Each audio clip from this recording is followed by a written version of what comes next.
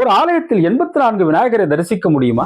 பொதுவாக நாம் ஒரு ஆலயம் செல்லுகின்ற பொழுது அங்கு ஒவ்வொரு பிரகாரத்திலும் அல்லது ஒவ்வொரு நிலையை தாண்டி செல்லுகின்ற பொழுது இடப்புறத்தில் இருக்கக்கூடிய விநாயகரை நாம் தரிசிப்போம். ஆனால் திருவாரூர் தியாகராஜர் திருக்கோயிலில் 84 விநாயகர் இருக்கின்றார்கள்.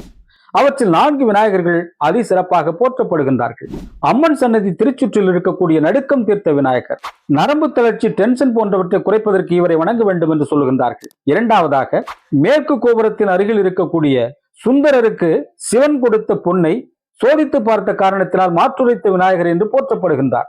பொன் வாங்க செல்லுகின்ற பொழுது இவரை வணங்கி சென்றால் தரமான பொன் வாங்கலாம் என்பது பக்தர்களின் நம்பிக்கை. மூன்றாவதாக, சிவன் சன்னதி திருச்சுற்றில் 5 தலை நாகத்தின் நடுவே தாமரை மலரில் நர்த்தனமாடக்கூடிய மூலாதார கணபதி. நான்காவதாக, அதே திருச்சுற்றில் முத்துசாமி தீட்சிதர் அவர்கள் வாசாபி கணபதி என்று பாடலை பாட கேட்டார் என்று சொல்லப்படுகின்ற கணபதி.